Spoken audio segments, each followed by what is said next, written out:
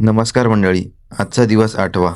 जिथं स्वप्नांना आकार दिला जातो त्या आपल्या जागेचा शटर उघडताना एक वेगळाच उत्साह जाणवतो. चला कामाला सुरुवात करूया. आजचं मुख्य काम म्हणजे केक काउंटरच्या शेजारील रॅक फिटिंगचं काम पूर्ण करणं. प्रत्येक गोष्ट मोजमापून व्यवस्थित बसवली जात आहे.